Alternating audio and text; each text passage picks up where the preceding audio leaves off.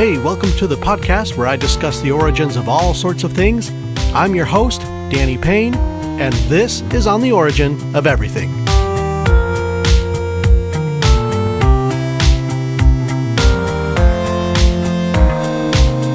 Today I'm talking about the origin of famous band names. Like, how did Brian Warner come up with his stage name Marilyn Manson? Yes, Marilyn Manson's real name is Brian Warner. Doesn't pack the same punch. Brian Warner, from Ohio, combined two opposing American cultural icons for his stage name, Marilyn Monroe and Charles Manson. That one's pretty well known, but that's the kind of thing I'm doing today. Speaking of well known, there is no band that is better known globally than the Beatles. So let's start there. On the surface, you might assume that four guys in black suits with shell-like haircuts just picked a fitting animal or insect for a band name to match their look. After all, they also kicked off a trend of similar band names like the Birds, the Monkees, and the Turtles. But upon closer inspection, you'll realize it's misspelled. B-E-A-T, like the beat of a song. A cute little pun. But there's yet another layer of meaning you might not have noticed. You see, beat music was a term of the time referring to driving rhythms of rock and roll and rhythm and blues. In the Beatles' anthology, John Lennon is quoted saying, "I was looking for a name like the Crickets," Buddy Holly's band, "that meant two things, the bug and the game cricket. And from crickets I got to Beatles. And I changed the B-E-A because Beatles didn't mean two things on its own. When you said it, people thought of crawly things. And when you read it, it was beat music." This was my first time ever trying to impersonate John Lennon, by the way. Some have taken a closer look to try to find an even deeper meaning than a mere musical pun. However, the rest of this is interesting, but it's all speculative. Compelling, but speculative. You see, the Beatles were influenced by the work and values of the Beat movement. Here's a quick and oversimplified definition of the Beat movement. A social and literary movement that rejected traditional writing, American capitalism, and materialism. The major players of this movement, Allen Ginsberg, Jack Kerouac, William S. Burroughs, among others, were well acquainted with the Beatles. Ginsberg was a big Beatles fan. John Lennon and George Harrison attended Ginsberg's 39th birthday party. He and Paul McCartney were close friends. John Lennon and Jack Kerouac were pals, and William Burroughs was on the cover of the Sgt. Pepper's album. But this went beyond friendship or referencing each other in song lyrics and poems, which they did as well. The Beatles and the Beat movement were part of a wave of counterculture of that time. That does seem to be pretty legitimate. But making the case that Beatles was a direct reference to the Beat movement is where it gets a bit less concrete. For example, here's a leading take. Before they were called the Beatles, they were called the Silver Beatles, normal spelling. That's true. The name was allegedly a suggestion from another Liverpool band leader who recommended John Lennon's band be called Long John and the Silver Beatles. John only kept the latter part. And after John Lennon had a conversation with beat poet Roy Ellis and another one with Jack Kerouac, he changed it to the Silver Beatles with an A, then shortened it to just the Beatles. The claim is that those two conversations influenced the change, therefore proving a third layer of meaning to the name. I'm not ruling it out, it's possible, but it's not 100%. Lots of circumstantial evidence connecting the Beat movement and the meaning behind the spelling of the Beatles. And let me tell you, there is endless literature on this, and I wasted several days getting lost in it all. I say wasted because I really wanted to come on here and say the Beatles has three meanings: the bug, the musical pun, and the Beat movement. But we can only be confident that two of those three are true. Womp womp. I swear though, I stumbled upon two massive topics: the freaking Beatles and the Beat generation. I can think of only two other topics that have been written about more extensively: World War II and Jesus. One last thing on this. John Lennon repeatedly joked about the origin or meaning of the name, as he was asked incessantly about it. He would say, "It came to me in a vision. A man appeared on a flaming pie and said unto them, 'From this day on, you are Beatles with an A.'" Alright, time to move on to the next band, The Doors. The Doors were a band in the late 60s through the early 70s, so we're right back in the same time period as we were with the Beatles. This is at the tail end of what we were just discussing. The Doors, if you don't know, played psychedelic rock that contrasted other West Coast bands that were producing a sort of utopian surrealism in their music. The Doors were darker and more mysterious. I won't assume that everyone listening knows who the Doors are, but I'm almost positive you've heard one of their songs before. Let me jog your memory without having to pay crazy royalty fees. Riders on the Storm, When you're strange, no one remembers your name. Come on, baby, light my fire. Break on through to the other side. And of course, come on, now touch me, babe. Frontman Jim Morrison came up with the name, The Doors, from Aldous Huxley's book The Doors of Perception, which is taken from a line in a poem by William Blake's book The Marriage of Heaven and Hell in 1790. The line goes, "If the doors of perception were cleansed, everything would appear to man as it is, infinite. For man has closed himself up, till he sees all things through narrow chinks of his cavern." This idea is similar to Huxley's mind-at-large concept that the human mind filters reality by default, and psychedelic drugs remove that filter, exposing the user to a mind at large. This is all very fitting for an acid rock band in the late 60s and early 70s in Southern California. And by the way, Aldous Huxley was a writer and philosopher who lived from 1894 to 1963. He actually died the same day JFK was assassinated. That popped out to me because that's my birthday. And fellow writer C.S. Lewis died that day too. What a terrible day. Anyway, Aldous Huxley's book, The Doors of Perception, was about his experience using the psychedelic drug mescaline. And you want to know how Jim Morrison died? Well, no autopsy was ever performed, so we don't know for sure. The official report just says heart failure. But to die at 27, after years of drinking and abusing LSD, mescaline, and amphetamines, following the same path as Amy Winehouse, Janis Joplin, and Jimi Hendrix? Come on. So yeah, that's why they're called the Doors of Perception. Pretty cool. Sticking with a theme here, let's do the Grateful Dead. The Northern California band, founded in 1965, was originally called the Warlocks. After finding out that the name was taken, band founder Jerry Garcia went looking for a new name, and according to him, he simply opened up a dictionary and found the term Grateful Dead with this definition: the soul of a dead person, or his angel, showing gratitude to someone who, as an act of charity, arranged their burial. I found another, more robust definition from a different dictionary, quote, "The motif of a cycle of folk tales which begin with the hero coming upon a group of people ill-treating or refusing to bury the corpse of a man who had died without paying his debts. He, the hero, gives his last penny either to pay the man's debts or to give him a decent burial. Within a few hours, he, the hero, meets with a traveling companion who aids him in some impossible task, gets him a fortune, or saves his life. The story ends with the companion disclosing himself as the man whose corpse the hero had befriended." The term Grateful Dead also appears in the Egyptian Book of the Dead, which is a collection of funerary texts dating back some 4,000 years. The text reads, "We now return our souls to the Creator as we stand on the edge of eternal darkness. Let our chant fill the void in order that others may know. In the land of the night, the ship of the sun is drawn by the Grateful Dead." Whatever that means. The term deadhead is used to describe a devoted fan of the band, but that was already a 19th century term that meant one who rides for free on the railroads, or a non-paying spectator. A deadhead back then is what we'd call today a freeloader. Another massive band that came out of 1965, Pink Floyd. Also a psychedelic rock band, but from England. Pink Floyd. What a name. This time, the origin story is short and simple, especially compared to the other three we just did. Guitarist and co-founder Syd Barrett named the group after two of his favorite blues artists, Pink Anderson and Floyd Council. Pink Anderson. I'm not a blues guy, so I'd never heard his name before. Pink. Who names their kid Pink? Well, his birth name was Pinckney. Pinckney Anderson from South Carolina, born in 1900, died in 1974. He's got a son they call Little Pink Anderson. And Floyd Council was a guitarist, mandolinist, and singer born sometime between 1909 and 1912 in North Carolina. So those two guys were some random English dude's favorite blues artists, and it spawned the name Pink Floyd. Guns N' Roses did a similar thing where they mashed up two different things as well. Instead of naming their band after two blues players, they named it after two bands, the LA Guns and Hollywood Rose. If you look these bands up, you'll be like, okay, yeah, that makes sense.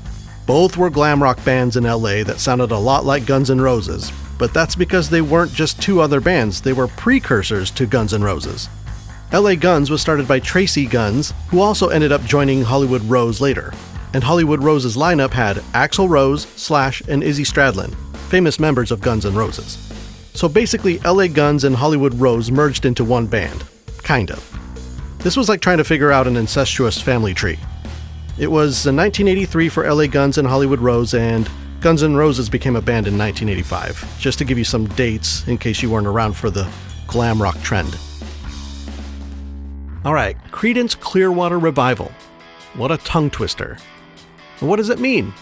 It actually doesn't mean anything, but each word was derived from something. They were first called the Blue Velvets, then the Gollywogs, and then 2 of the band members had to go serve in the military, and when they came back, they revived the band. So there's the revival part. Clearwater was inspired by an Olympia beer commercial, and Creedence was drawn from the name of a friend, Creedence Newball. He was literally just a friend, not a famous musician or anything. But they did change the spelling from C-R-E-D to C-R-E-E-D, like a creed, to add some extra meaning to the name. The double meaning thing was pretty big back then. I also thought CCR was from the South, with songs about cotton fields, the Mississippi River, being born on the bayou, but they're from the Bay Area, another California band in the late 60s. A famous band that was from the South was Lynyrd Skynyrd from Jacksonville, Florida. Though I recently met a guy from New Orleans who told me that Southerners don't claim Florida, that Florida is its own thing. They're doing their own thing over there. But anyway, Lynyrd Skynyrd, spelled with all Y's, is another strange name, and the story behind it is kind of funny to me. It's just the name of one of their high school teachers named Leonard Skinner, who was a strict, no-nonsense kind of guy, hated rock and roll, and would send kids to the principal's office for having long hair, stuff like that. I'm pretty sure that Mr. Skinner of The Simpsons was a nod to this guy. I wouldn't be surprised.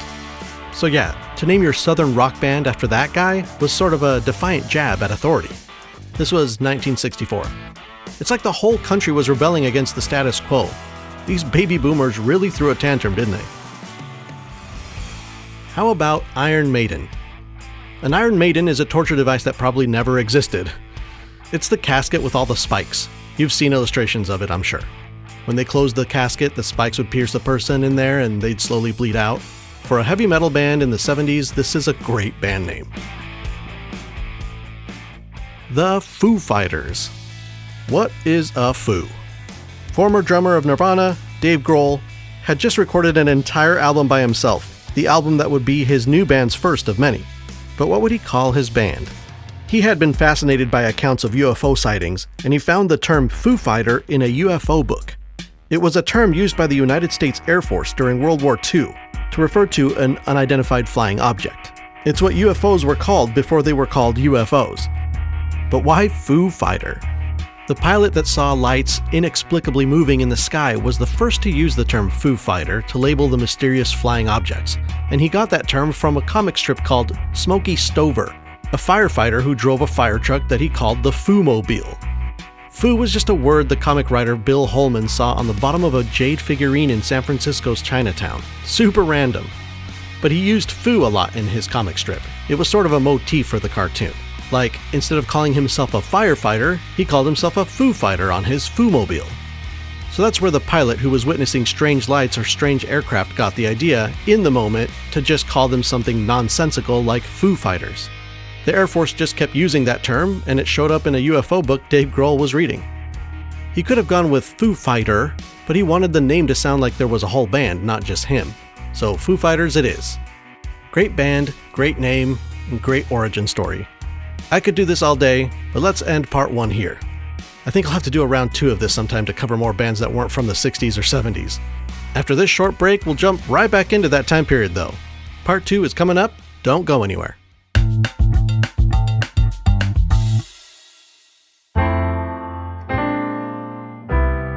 This episode is brought to you by nothing. To help keep ads off this show, consider donating by clicking the Patreon link in the show notes, or by going to patreon.com/ontheoriginofeverything. Another way you can support this show is by giving it a 5-star rating and review, or by following it, or sharing it.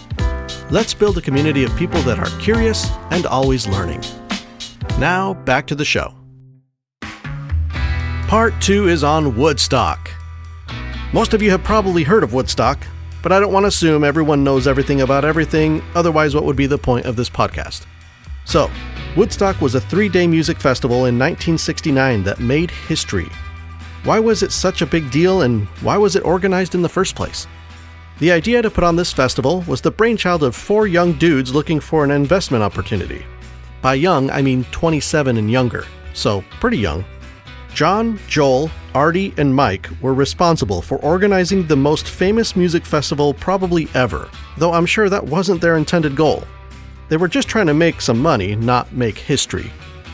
So John and Joel were venture capitalists from New York. They funded this whole thing.